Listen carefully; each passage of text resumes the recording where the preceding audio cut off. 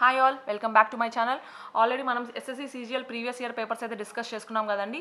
దాంట్లో third paper అయితే start చేసుకోవడం జరిగింది. దాంట్లో జనరల్ అవేర్నెస్లో ఆల్రెడీ 25 బిట్స్ అయితే కవర్ చేసుకోవడం జరిగింది. సో నెక్స్ట్ 25 బిట్స్ అనేది ఈరోజు చూద్దామండి.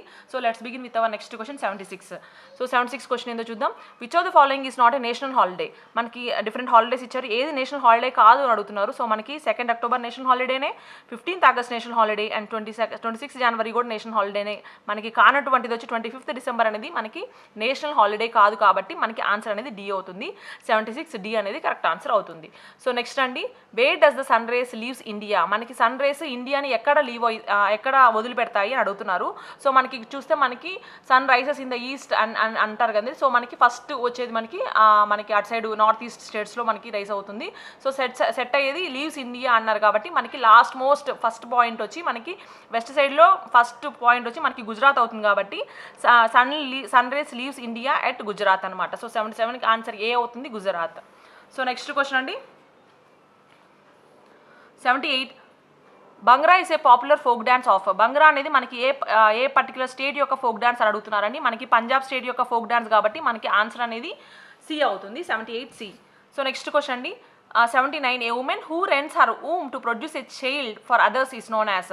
సో మనకి అద్దెకి ఇవ్వడం అంటారు కదండి, గర్భాశయాన్ని అద్దెకి ఇవ్వడం అంటారు కదా. సో ఆ పర్టికులర్ ప్రాసెస్ చేసే మదర్ని, ఆ ఉమెన్ ఏమంటారు అని అడుగుతున్నారు. సో అటువంటి ప్రాసెస్లో ఇన్వాల్వ్ అయ్యే మదర్ని మనం సరగేట్ మదర్ అంటారండి. సో మనకి 79కి ఆన్సర్ అనేది సి అవుతుంది, surrogate mother. So next question అండి, 80. The silk worm research and training institution under the central silk board in India are administrate by the Union ministry of? So మనకి silk worm research and training institution మనకి ఏదైతే మనకి central silk board of India కింద ఉంటుందో, so అది ఎవరికి ministry కింద ఉంటుంది అని అడుగుతున్నారండి. సో మనకి అది పర్టికులర్గా commerce and textile industry union ministry కింద మనకి ఆ particular research and training institute అయితే ఉండడం జరుగుతుంది. కాబట్టి మనకి 80కి ఆన్సర్ డి అవుతుంది, commerce and textile union ministry. So next question అండి, 81. Which economist was awarded Nobel Prize for Economics in the year 1998 for his studies on poverty and famine? మనకి 1998లో మనకి poverty and famine మీద study చేసి మనకి Nobel prize గెలిచినటువంటి అతను వచ్చి మనకి అమర్త్య సేన్ గారండి. సో మనకి ఎకనామిక్స్ సో మనకి 81కి ఆన్సర్ సి అవుతుంది, Amartya Sen. So next question అండి, 82. The credit of construction of first nuclear reactor goes to? మనకి ఆ క్రెడిట్ అనేది ఫస్ట్ న్యూక్లియర్ రియాక్టర్ కన్స్ట్రక్ట్ చేసినటువంటి క్రెడిట్ ఎవరికి వెళ్తుంది అని అడుగుతున్నారు. మనకి ఆన్సర్ అనేది ఫర్మీ గారికి వెళ్తుంది అది. సో మనకి 82కి answer B, Fermi. So next question అండి, 83. Which of the following is a commercial crop? Commercial crop ఏంటి అని అడుగుతున్నారు. మనకి ప్యాడీ, జోవర్, బాజ్రా అనేది కమర్షియల్ క్రాప్స్ కాదండి. సో కాటన్ అనేది కమర్షియల్ క్రాప్, కాబట్టి మనకి 83 answer A cotton. So next question అండి, 84. Name the story written by Rabindranath Tagore? మనకి రవీంద్రనాథ్ ఠాగూర్ రాసినటువంటి స్టోరీ ఏంటి అని అడుగుతున్నారండి. సో మనకి స్టోరీ వచ్చి మనకి కాబూలీవాలా అనే స్టోరీని రవీంద్రనాథ్ ఠాగూర్ గారు రాశారు. సో మనకి 84కి ఆన్సర్ వచ్చి కాబూలీవాలా. సో నెక్స్ట్ క్వశ్చన్ అండి, 85. Which of the following is not correct? So మనకి నాట్ కరెక్ట్ అడుగుతున్నారు. సో మన ఆప్షన్స్ చూద్దామండి. ఎంఎస్పీ అంటే మినిమం సపోర్ట్ ప్రైస్, కరెక్టే. సో మనకి ఎన్జిటి అంటే నేషనల్ గ్రీన్ ట్రిబ్యునల్, కరెక్టే. మనకి బిఎస్ఎఫ్ అంటే బ్రాడర్ సెక్యూరిటీ ఫోర్స్, కరెక్టే. మనకి పిఈఎల్ అనేది పబ్లిక్ ఇంట్రడ్యూస్ లిటిగేషన్ కాదు, కాబట్టి మనకి కరెక్ట్ ఆన్సర్ అనేది డి అవుతుంది. So 85 correct answer D. So not correct అని అడిగారు, కాబట్టి మనకి ఆన్సర్ అనేది డి అవుతుంది. సో నెక్స్ట్ క్వశ్చన్ చూద్దామండి, 86. Equilibrium of the monopolistic firm? So మనకి ఈక్విలిబ్రియం అనేది ఎప్పుడు ఫామ్ అవుతుంది అని అడుగుతున్నారు. సో మనకి అది ఎప్పుడు అక్కర్ అవుతుంది అంటే మనకి MR is equal to MC అనే పర్టికులర్ కండిషన్లో మనకి ఈక్విలిబ్రియం అనేది మోనోపోలిస్టిక్ ఫామ్లో అక్కర్ అవుతుంది. సో 86కి answer C, occurs when MR is equal to MC. So next question అండి, 87. Which of the following committees examine and suggested financial sector reforms in India? మనకి ఏ పర్టికులర్ కమిటీ అనేది financial sector రిఫార్మ్స్ని suggest చేసింది and examine చేసింది and suggest చేసింది ఏ committee అని అడుగుతున్నారు. సో మనకి అది సజెస్ట్ చేసినటువంటి కమిటీ వచ్చి మనకి నరసింహన్ కమిటీ అండి. సో మనకి 87 answer C, Narasimhan committee. So next question అండి, 88. Liberalisation, privatisation and globalisation are the aims of? మనకి లిబరైజేషన్, ప్రైవేటైజేషన్ అండ్ గ్లోబలైజేషన్స్ అనేవి ఉన్నాయి కదండి. సో మనకి అవి దేని యొక్క ఎయిమ్స్ అని అడుగుతున్నారు. సో మనకి ఎకనామిక్ రిఫార్మ్స్ యొక్క ఎయిమ్స్, కాబట్టి మనకి ఆన్సర్ అనేది డి అవుతుంది. సో 88కి answer D, economic reforms. So next question అండి, 89. The face value of money is more than the intrinsic value for? మనకి ఆ ఫేస్ వాల్యూ ఆఫ్ మనీ అనేది ఇంట్రిన్సిక్ వాల్యూ కంటే ఎక్కువ ఏ విషయంలో ఉంటుంది అని అడుగుతున్నారు. సో ఆ మనీ అనేది మనకి టోకన్ మనీ ఫామ్లో మనకి ఫేస్ వాల్యూ ఆఫ్ మనీ అనేది ఎక్కువగా ఉంటుంది, కాబట్టి మనకి 89 అనేది ఆన్సర్ సి అవుతుంది, token money. So next question అండి, 90. Price rigidity is a future of, మనకి ప్రైస్ రిజిడిటీ అనేది దేని యొక్క ఫ్యూచర్ అడుగుతున్నారండి. రిజిడిటీ అనేది మనకి ఒలిగోపోలీకి మనకి ఆ ప్రైస్ రిజిడిటీ అనేది ఫ్యూచర్ అవుతుంది కాబట్టి మనకి 90th ఆన్సర్ సి అవుతుందండి, ఒలిగోపోలీ. సో నెక్స్ట్ క్వశ్చన్ అండి 91, ఫేసిజం బిలీవ్స్ ఇన్. సో మనకి ఫేసిజం అనేది దేని మీద బిలీవ్ చేస్తుంది అడుగుతున్నారు. ఫేసిజం బిలీవ్స్ ఇన్ మనకి ఫోర్స్ అండి. సో మనకి ఆన్సర్ అనేది 91కి answer D, force. So next question అండి 92, the principle of kinship is the basis for one of the following theories origin of the state.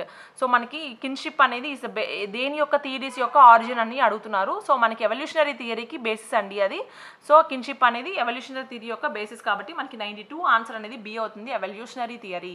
So next question అండి 93, monistic theory of sovereignty stated by. So ఈ monistic theory of sovereignty అనేది ఎవరు state చేశారు, ఎవరు చెప్పారు మనకి అంటే మనకి ఆస్టిన్ గారు చెప్పడం జరిగింది.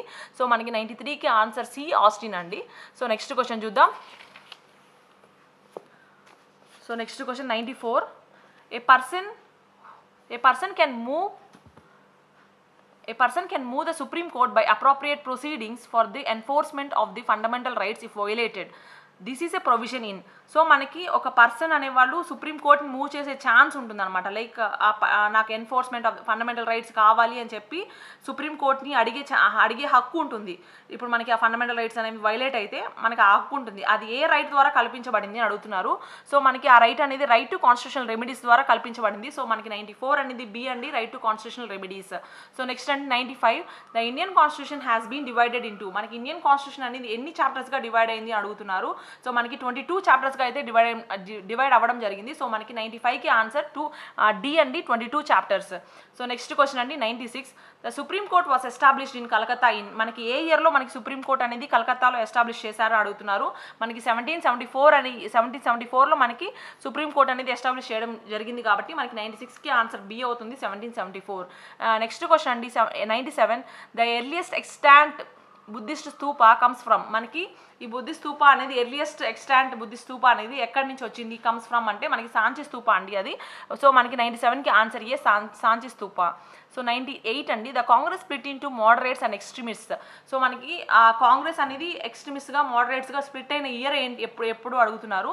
మనకి 1907లో మనకి అది పర్టికులర్గా కాంగ్రెస్ అనేది స్ప్లిట్ అవ్వడం జరిగింది కాబట్టి 98 మనకి ఆన్సర్ సి అండి, 1907.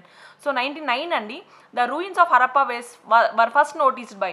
మనకి ఆ పర్టికులర్ అవశేషాలు అంటారు కదండి. సో హరప్పా యొక్క అవశేషాలు are particular ruins of Harappa people were first noticed by మనకి చార్లెస్ మ్యాసన్ గారండి. సో మనకి 99 ఏ ఆన్సర్ అవుతుంది, Charles Masson.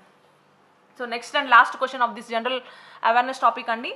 So 100th question, who among the following made the statement that Swarajya is my birth right. Swarajya నా జన్మ హక్కు అనే statement చెప్పినటువంటి మనకి ఫ్రీడమ్ ఫైటర్ ఎవరు అడుగుతున్నారు. సో మనకి బాలగంగాధర్ తిలక్ గారు మనకి ఆ స్టేట్మెంట్ ఇవ్వడం జరిగిందండి. సో 100కి ఆన్సర్ సి అవుతుంది, బాలగంగాధర్ తిలక్. సో ఈరోజు అయితే మనం జనరల్ అవేర్నెస్ టాపిక్ నుంచి అయితే మనం 50 బిట్స్ అయితే కవర్ చేసుకోవడం జరిగిందండి. సో నెక్స్ట్ వీడియోతో నెక్స్ట్ పార్ట్తో మళ్ళీ మీ ముందుకు వస్తాం. Till then thank you and keep watching and stay tune to our channel అండి. So keep subscribe, please do subscribe to our channel so that అందరికీ రీచ్ అవ్వాలని మా మెయిన్ మోటో అండి.